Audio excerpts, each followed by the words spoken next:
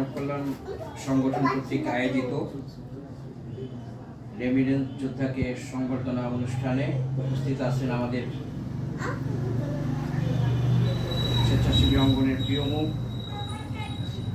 স্বেচ্ছাসেবী অঙ্গনের অভিভাবক, বিশিষ্ট আইনজীবী, মাদারীপুর জেলা আইনজীবী সমিতির যুগ্ম সাধারণ সম্পাদক। উপস্থিত আছে আমাদের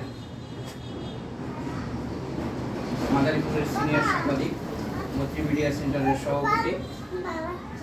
উপস্থিত আছে আমাদের তারুণ্য পরিবারের প্রতিষ্ঠাতা পরিচালক সোহাগ হাসান।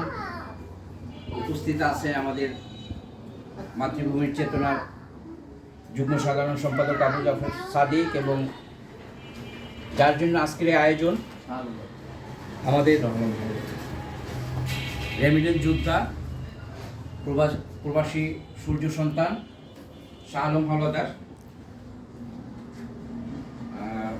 আসলে যারা প্রবাসে থাকে, যারা রেমিডেন্স যোদ্ধা, তাদেরকে আসলেই সম্মাননা দেওয়া উচিত।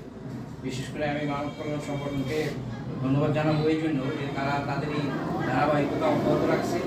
যখনই কোনো সূর্য সন্তান দেশের বাইরে থেকে আসে রেমিডেন্স যোদ্ধা, তাকে তারা সম্মাননা জানায়। এবং আমি সেই সাথে সাথে সম্মাননা জানাবো আমাদের প্রিয় কামাল ভাইকে, জাকির ভাই, আমাদের পলাশ ভাই এবং আমাদের বাচ্চু ভাইকে, যারা আসলে প্রবাসে থেকেও তাদের এই স্বেচ্ছাসেবী কার্যক্রমকে চলমান রাখছে। আমার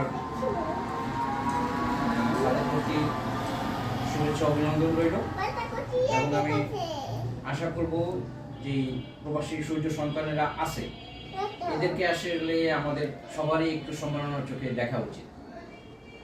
বিভিন্ন সামাজিক স্বেচ্ছাসেবী সংগঠনগুলোও তাদের সম্মাননা এগিয়ে আসবে, এই বলে আমার সংক্ষিপ্ত শেষ করছি। ধন্যবাদ। এবার আমরা